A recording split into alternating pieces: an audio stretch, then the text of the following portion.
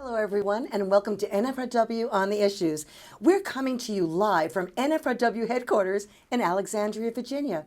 I'm Ann Shockett, president of the NFRW, the National Federation of Republican Women. We're the largest grassroots women's political organization in the country. Today's program is very special for two reasons. First, we're inaugurating the NFRW's new multimedia room and doing just that with this live broadcast. The cameras were hooked up just yesterday. We're so excited to elevate our technology and programming to a new level of professionalism. So thank you for being part of this journey as we expand our horizons. And the second reason it's special, we're focusing on a topic that has become a growing concern for Republican women around the country: court packing. Once again, the Democrats are headed down the failed path of Franklin Roosevelt. They're trying to expand the Supreme Court so they can push through an otherwise unconstitutional agenda. Our guest today has been leading the effort to make sure that does not happen. With us is Roman Buhler. Roman is the director of the Keep 9 Coalition. He's working to ban Supreme Court packing and permanently keep the current number of 9 Supreme Court justices. I first met Roman in New York through his work fighting the regulatory state, another cause that the NFRW has embraced. Roman knows politics and political strategy. He served for 14 years as the Chief Elections Committee Counsel for Republicans in the U.S. House of Representatives. It was Newt Gingrich who originally hired him and brought him to Capitol Hill as his first committee counsel. Prior to his service in the U.S. House, Roman was a grassroots activist, like so many of us in the NFRW. He also served as a campaign manager in California. Roman graduated from Stanford University, where he was president of the College Republicans. He's also a graduate of the University of Southern California Law School. Roman and his wife Mary live in Virginia. I want to thank him and Mary for actually delaying the start of their weekend in the Shenandoah Valley so he could join us this morning. Roman, thank you so much for being here with us today. And thank you so much for having me here on your program.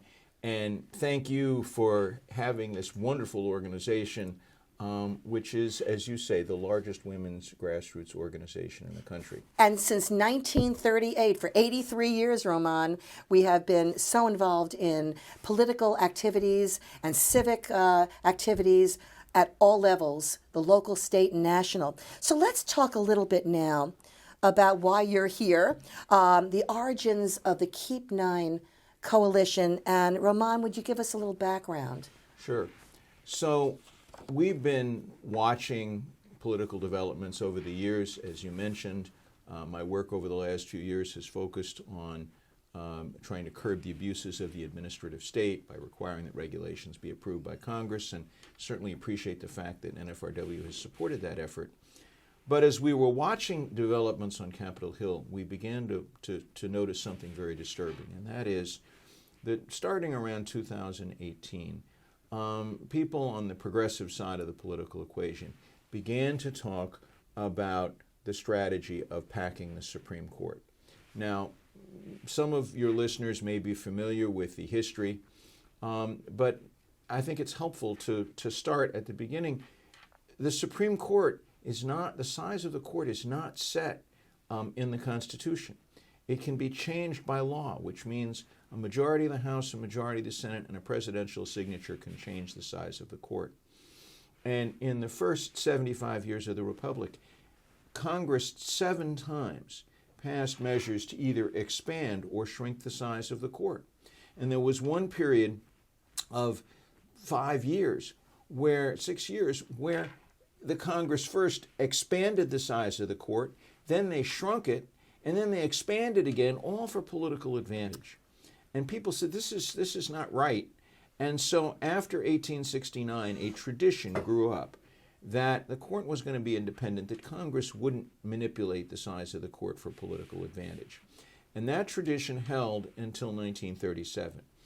And as some of you may recall, Franklin Roosevelt, the president, won an overwhelming majority victory in 1936. There were only 20 Republicans in the United States Senate.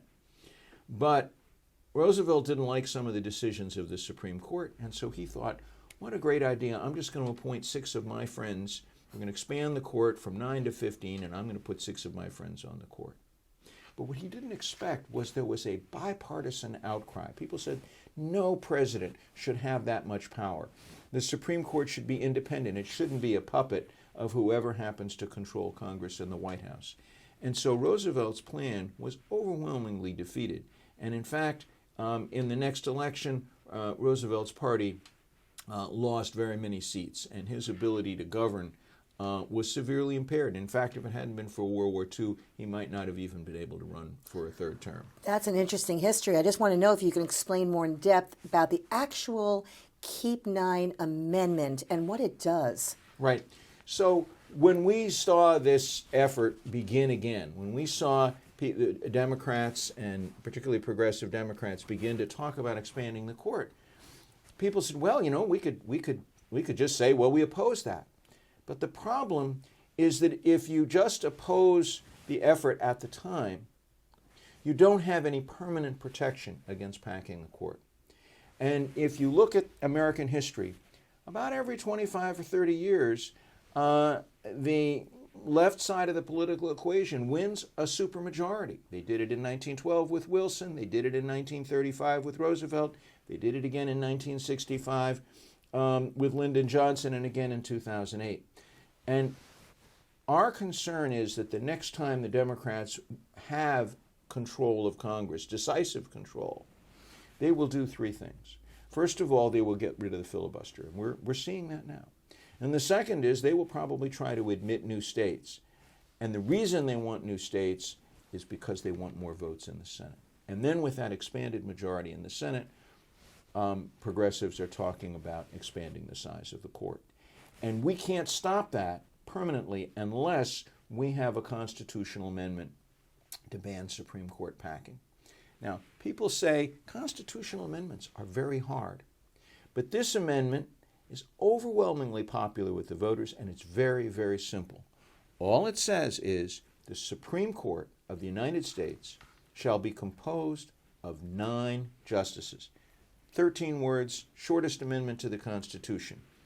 And if you look at the history of constitutional reform in this country, even in the last century, you have a woman's right to vote. That was a constitutional amendment, overwhelmingly popular. Congress was forced to propose it. You have prohibition, and then the repeal of prohibition. And then you have presidential term limits, and most recently you have the 18-year-old vote. And all of those constitutional amendments have a couple of things in common. They were very simple, public could understand them, and they were overwhelmingly backed by the public. So we believe that with the right grassroots energy, we can essentially persuade Congress, persuade bipartisan majorities in Congress to propose this amendment. Now you ask, how did this amendment actually come about? So we were having these discussions, and the advice we got from many people was this amendment cannot succeed unless it's bipartisan. So the leader of the Keep 9 Coalition is a former Attorney General of Virginia, a Democrat by the name of Andrew Miller. So the organization is led by a Democrat. The original group of leaders who began to talk about this amendment were a group of former state attorneys general, a majority of whom were Democrats, including, by the way, 2 other Democratic former attorneys general from Virginia. So it was started with a Democratic leader. It was promoted by a group that was majority Democrat. And then, most important, when the amendment was introduced in Congress, it was introduced not by a Republican, but by a Democrat, Colin Peterson, who at the time from Minnesota was the chairman of the Agriculture Committee. So there was an enormous amount of bipartisanship in the origin of this amendment. So what happened then? The amendment was introduced, and now there are more than 90 members of Congress who back this amendment, plus, by our count, at least 300 state legislators all over the country. And most of that support is Republican right now, but a significant amount of it is from Democrats. And our polling shows that when you ask voters, would you support an amendment to preserve the current number of 9 Supreme Court justices, 62% of the voters say they would, and only 18% say they would oppose it. And among Democrats, I believe the numbers are around 49% of Democrats say they would support the amendment, and only about 27 or so Democrats say they would oppose it. So support for this amendment at the grassroots is absolutely bipartisan. The problem is that the political class in Washington is so polarized. Nancy Pelosi and Chuck Schumer want to pack the court. And so I think they've put out the word that no Democrats in the House or the Senate should support it. Now, we're going to test that. We're going to find out if Democrats care more about what their leadership in Washington thinks or what their voters think. Now, how are you going to test that, Roman? When you use that terminology, our listeners may be curious to see what you mean by that. So we have a very simple strategy for getting this amendment done, and there are 4 parts to it. Okay. The first part is we have to unite Republicans in support of the amendment.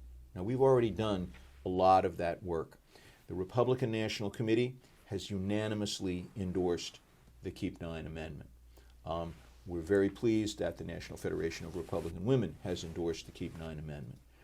I mentioned 90 members of Congress, but we need every one of the Republican members of the House, every one of the Republican members of the Senate to endorse this amendment, and there's no reason they shouldn't. And so our strategy there is to have a grassroots network in every state, in every congressional district, that asks legislators a very simple question. Will you support the Keep 9 amendment, which bans court packing, which has been endorsed by the Republican National Committee, by conservative leaders like former Reagan Attorney General Ed Meese? Will you tell us what your position is? So that's the first part of the strategy. Okay. The second part of the strategy is we need to continue recruiting Democrats. We need to make the case that this is not just a partisan issue. It's not just good for Republicans. It's good for the country. Because, as Joe Biden said before he was elected president, if one party packs the court, then the other party will pack the court, and the court will lose all respect. So there's plenty of Democrats who understand that packing the court is not a good strategy for the country. We have to find those Democrats. The further away from Washington we are, the more likely we are to find them. We have to make this bipartisan. And then we have to educate voters about how important this issue is and how critical it is for the rule of law in this country that we have an amendment. And then finally, we have to contrast the views of candidates and elected officials who support this amendment with the views of candidates and elected officials who don't. And when voters see that contrast, we think that that's going to create the kind of pressure that's going to get us the bipartisan support we need to propose the amendment. When you say you're going to educate, what things do you have in place?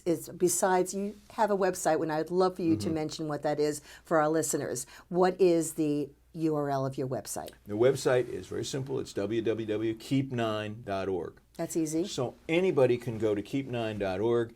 There is an app on the website which allows you to directly contact your senator or your congressman, and we're also going to be reaching out to governors and lieutenant governors and attorneys general and other elected officials. It allows you to contact those elected officials and ask them where they stand on this Keep 9 amendment that's been endorsed by the Republican National Committee and by Ed Meese and 90 members of Congress.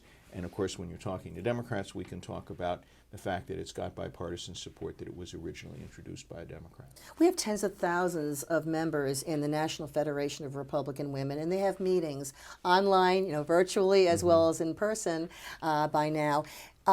Do you have a speaker system in place, or how can they actually educate their members as to this? I know our NFRW legislation and research committee is getting out a lot of information and calls to action, but do you happen to have people who are available or any type of online resources for our membership as well as the public? So we have right now a team of advocates. One of our top advocates is Paul Summers, who is a former appeals court judge, elected as a Democrat, Attorney General of Tennessee. I'm certainly available to speak, and we have some of the members of Congress who I think would be interested in talking. So if there are people who, if there are groups that would like speakers, we can certainly provide them. And let me also say that there are, every day there are dozens of grassroots meetings of like-minded people around the country. And if there are some of your members who would like to be trained to be speakers, to go out and speak to other Republican groups, that's one of the things we're trying to assemble. Because our team, we can't meet every request. And one of our advocates spoke at a County Central Committee meeting in Alabama, and 2 other County Central Committee chairs came up to him and said, "Would you be willing to give this speech in front of our county?" Now, there are 3,000 counties in America. So here's an opportunity for people in the National Federation and the state federations who would like to become advocates of this to join our team and participate. And I know that we have been very, very active in this. As a matter of fact, many of our members are attending your weekly calls to learn more information. Can you talk a little bit about why you started those particular calls, Ramon?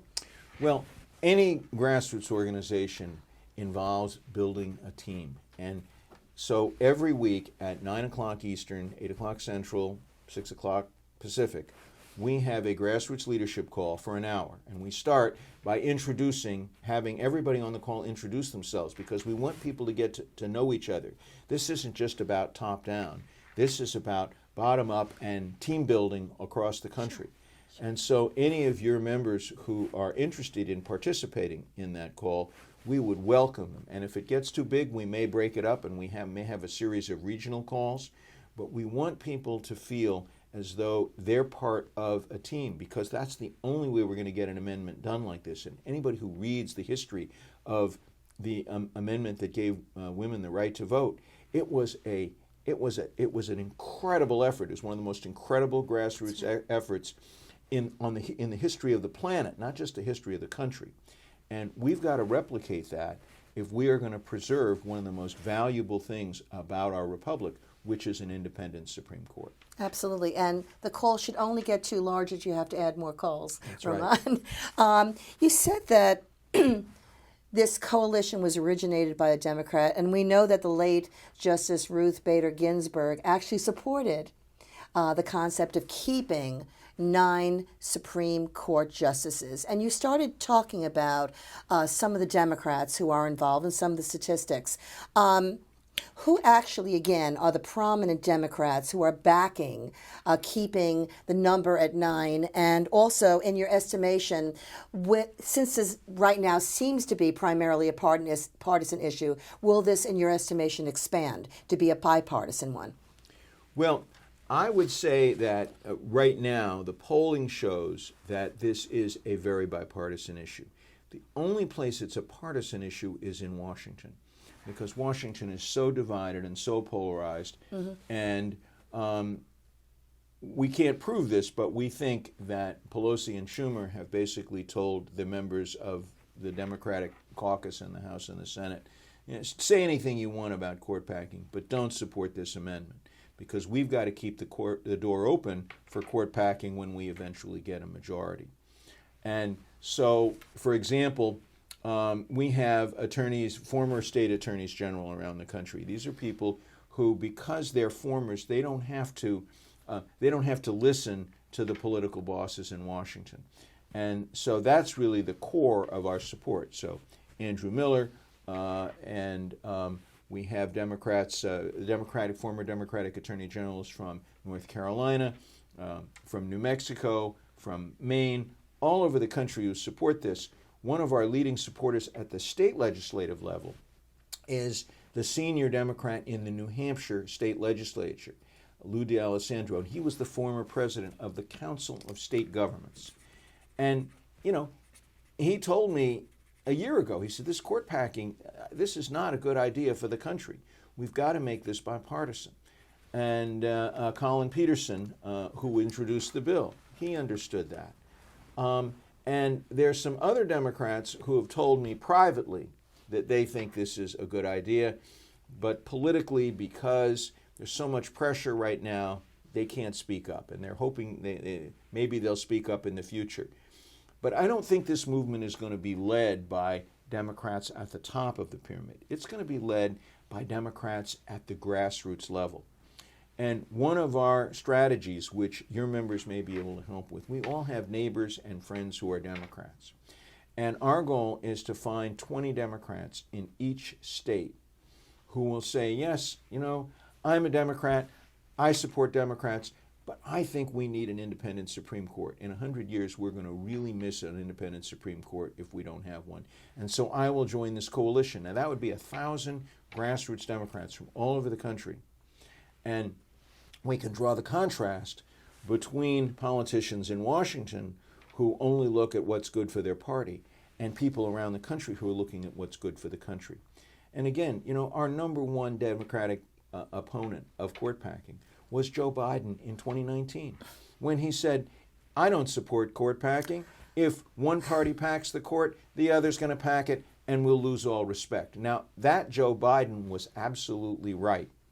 And so his counsel, a guy named Bob Buhler, wrote a wonderful article which you can read in The Atlantic in 2018. He said, yeah, I don't agree with what Republicans are doing on the Supreme Court, but Democrats should not sink to the level of packing the court. We should go out and try to win elections. And so we need to find Democratic voices like that. And, we're going to have one strategy for building a Republican coalition, a different strategy for building a Democratic coalition, but the goal is the same. And that is to put in the Constitution, the Keep 9 Amendment. All it says, the Supreme Court of the United States is 9 justices and will protect the independence of the court. We've heard the terminology, we understand the background of this, and we've heard the terms court packing and understand now the history of it. But could you please, for our listeners, paint an actual picture of what would happen if the courts were packed? So, one of the things that we think is going to happen, and court was packed, excuse me. we don't know exactly. There's a lot of pressure right now for Democrats to act quickly. But they only have 50 votes in the Senate, and there are a couple of senators who are not quite sure. So I think what's going to happen, and we don't know, I think that the election in 2022 is going to be the decisive factor in whether progressives can pack the court. And if you remember back to 2020, most of our listeners probably remembered when Joe Biden famously said, voters don't deserve to know where I stand on court packing. And that was a tremendous mistake from his point of view because it basically put a target on the back of every Democrat who was running for the Senate. Where do you stand? And there are a lot of Democrats, and I think quite a number of Republicans, who believe that the failure of Democrats to win in Maine, in North Carolina, in the 2 seats in Georgia in November, in Iowa, and in Montana was partly a result of the fact that swing voters said, we don't trust these Democrats. They might pack the court.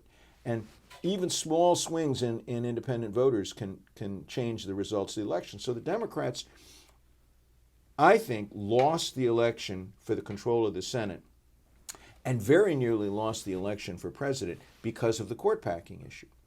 So I don't think they're going to try to make 2022 a referendum on court packing. That would be a disaster for them because, as most of our listeners know, there are 8 states where elections in the Senate are going to decide who controls the Senate. That's right. And if the 2022 election becomes a referendum on court packing, it's going to make it much more difficult for Democrats to win.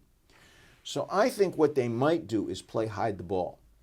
And you'll see Democrats all over the country say things like, I'm not a fan of court packing, or court packing is a crazy idea, or something.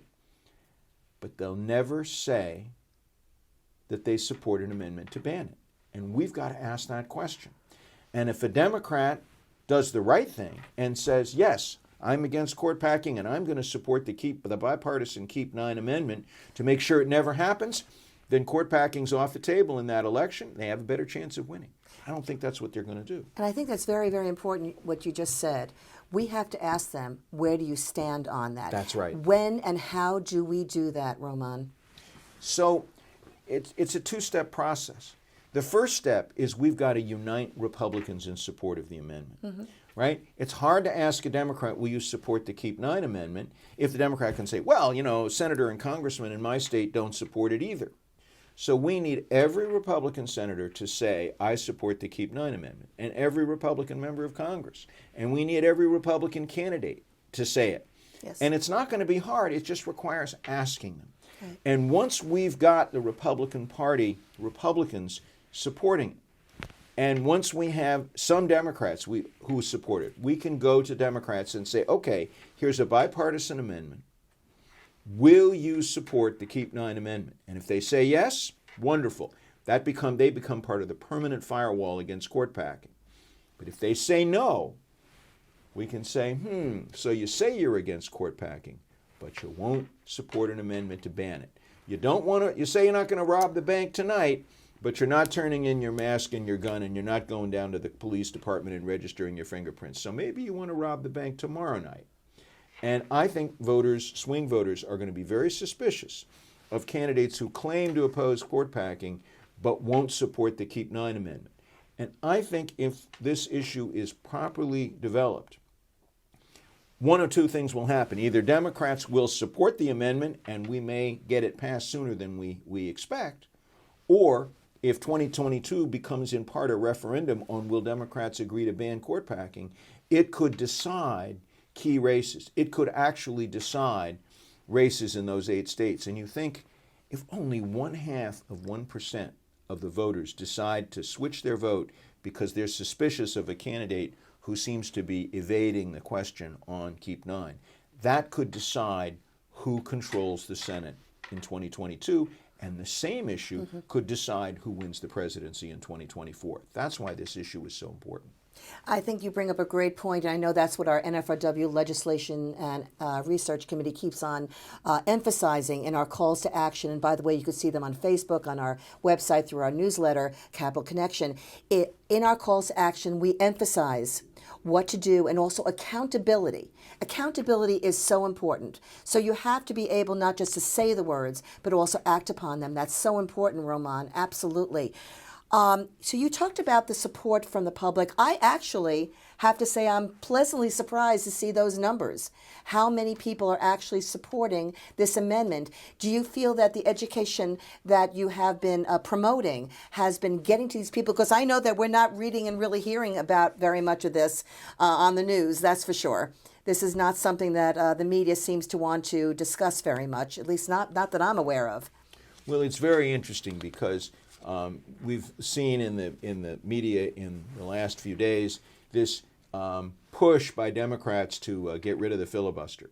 Yes. But they talk about getting rid of the filibuster because they want more restrictions on gun ownership.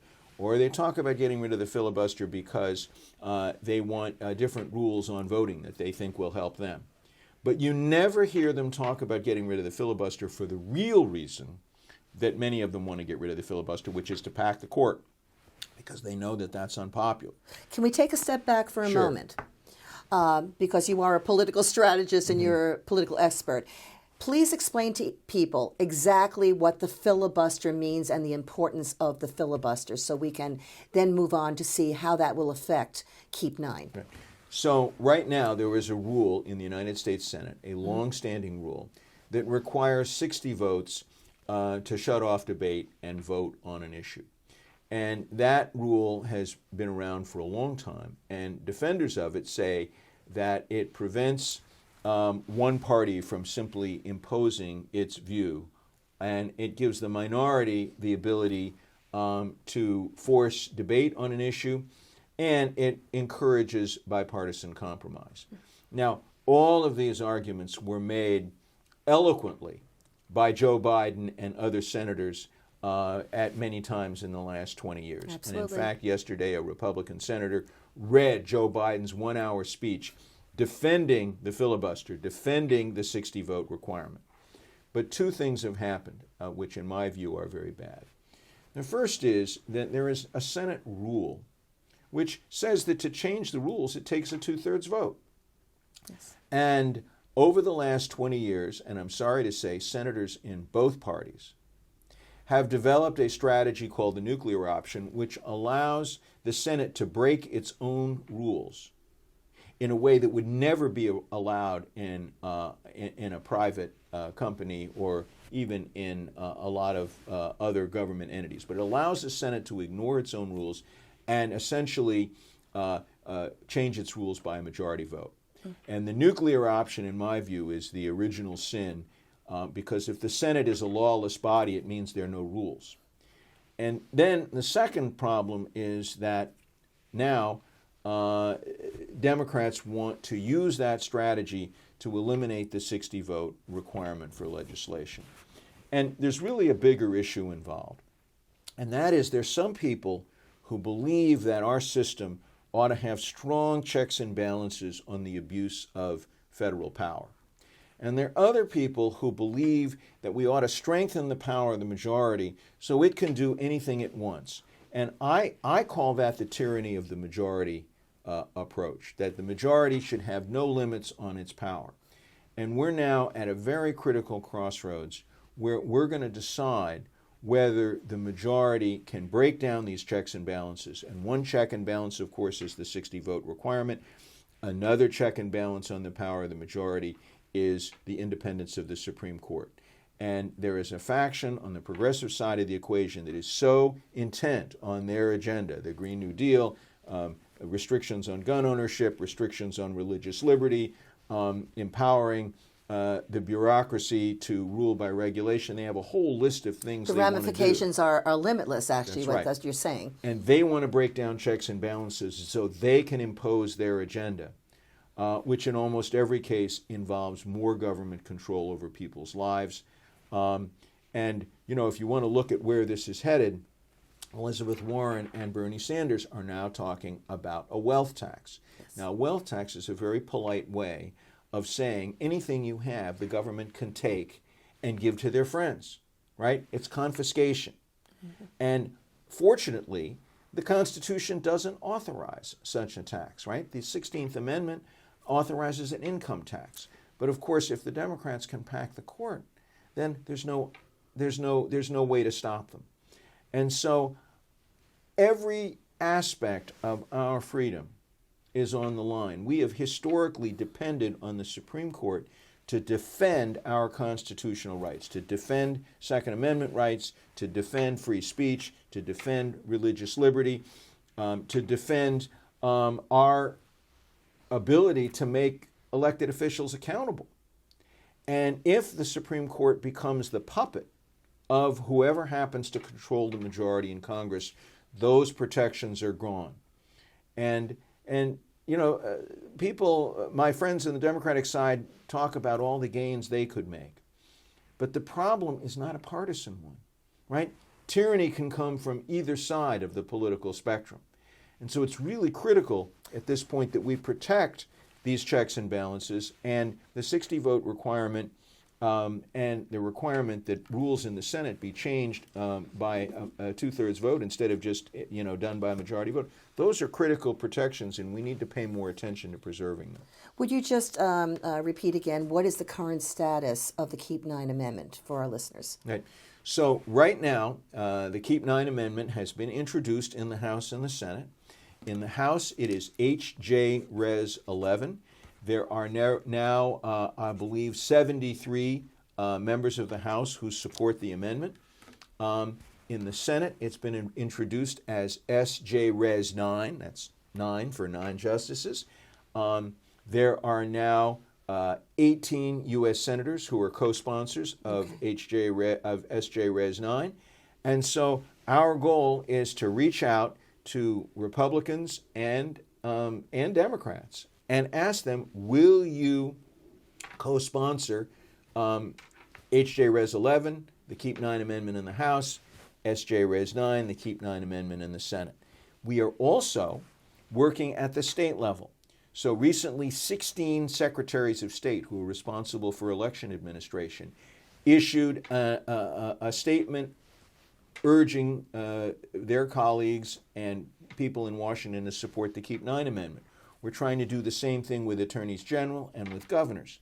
We are also introducing and have introduced resolutions in more than 15 state legislative chambers around the country, and we will do more in 2022, urging Congress to propose the amendment. And we've already passed these resolutions in 7 legislative chambers. So actually it's 15 states, not 15 legislative chambers. So if your members are interested in reaching out to their state legislators and urging state legislators to pass these resolutions urging Congress to act, that's another thing they can do. And by the way, I'm glad you brought that up, because our NFRW Legislation and Research Committee, as I said before, has been very active and has been educating our members as well, and on a national level, but also our state federations are out there working this very, very hard, getting their elected representatives on record. So they are taking this very seriously, so thank you. It seems to me almost that Keep 9 can almost be named Keep America. I mean, the the ramifications are truly limitless. It's an absolutely phenomenal thing that you have started. It's a movement, in a sense, to basically keep the integrity not only of the Supreme Court, but to keep the integrity of checks and balances, to keep the integrity of our country, Roman. What are your feelings about that? Well, absolutely. You know, America has built on the rule of law. And the rule of law depends on having a judicial system that you can trust, right? 1,000 years ago, the Magna Carta was a statement by people in England that the king could not simply make up the law, that the king was subject to the law. And so, you know, when you think about all the issues, we're all bombarded all the time by issues. Yes. But if you think about this in a broad sense, progressives now control 2 of the 3 branches of government. They want the 3rd branch of government. If they get control of the 3rd branch of government in a way that makes the judiciary a puppet of Congress, that threatens every other constitutional right and policy agenda, whether you care about immigration, or you care about Second Amendment, or you care about a social issue, or you care about taxation, or you care about regulation. The control of the Supreme Court is critical. And right now, the Supreme Court, we may not agree with every decision, but the Supreme Court is there, it's independent, its job is to interpret the law. It has more respect, frankly, than the other branches of government have enjoyed in recent years. And we cannot afford to lose that. And the reason I'm here is because this is not a battle that's going to be fought in Washington. This is a battle that's going to be fought in every community, in every congressional district in the country. It's going to, if this is successful, it's going to come up from the grassroots. And the message that I would want to give to your listeners is, you may not have a lot of time, but if you can take 10 minutes to make a telephone call to your member of Congress, to your senator, to your governor, and say, will you support, or would you have a position on this amendment, they can change the country. That's right. And our message to people who want to be more active is, there are 3 things you can do. One is, call your elected officials, the people you can vote for, ask them where they stand. The second is, use whatever tools you have to spread a very simple message, that there is a Keep 9 amendment out there which says the Supreme Court of the United States shall be composed of 9 justices, and it will help us preserve an independent Supreme Court. And whether you email your friends or post on Facebook or call a talk show or write a letter to the editor or become a speaker, that advocacy is critical, because we need to make Keep 9 a household word so that voters understand it. And then the third thing we ask people to do is find out if a friend of yours would like to join you in being active. So call your elected official, spread the message, recruit your friends. And, you know, you think 10,000 people being active on this sounds like a lot, but it's really only about 20 people in every congressional district. That's right. And your membership is absolutely, I think that the NFRW, when the history of this amendment is written, I want the history to show that it was the NFRW that led the fight for this. And just as women led the fight and got women the right to vote, in our era, we're leading the fight to maintain checks and balances, to maintain the rule of law, and to save America, as you put it, for the next generation. Absolutely. Yes, and by the way, it was actually many of those suffragists 101 years ago who actually formed the NFRW. We fought for our voice and now we're using it. We're involved in so many vital topics. So this is absolutely, I think, one of the top ones that people can actually put their attention to. One of the arguments that was posed to me is that possibly the current justices may be overloaded with cases necessitating an increase. What's your opinion on that? Well, there are many proposals out there to reform the Supreme Court. And I think all of them deserve consideration. But what I don't think should happen is we don't need a partisan reform of the Supreme Court rammed through by one party or another.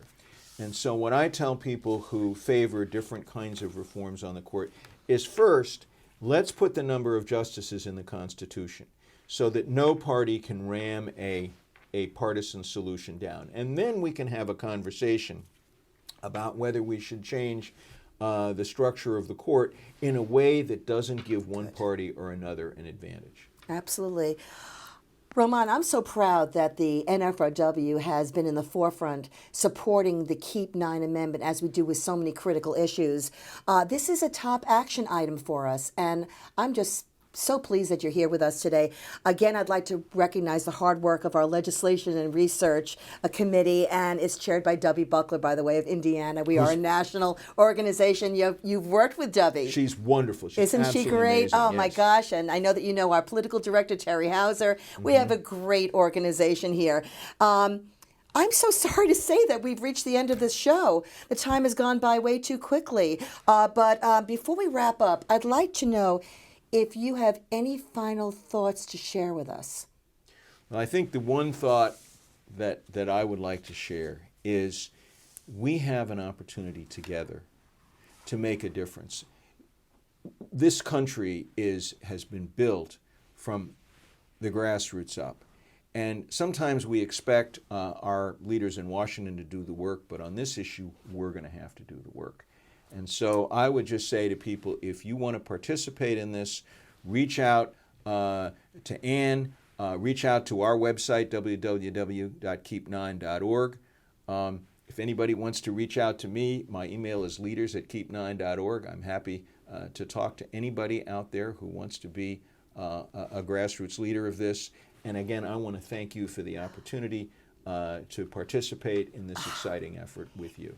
Thank you so much. It's been such a pleasure and an honor to have you with us. Who knew that 7-8 years ago, when we were standing in the Grand Hyatt in New York City, that today, talking about government deregulation, that basically we'd be sitting here today talking about a subject also that is so critical to the future of our country.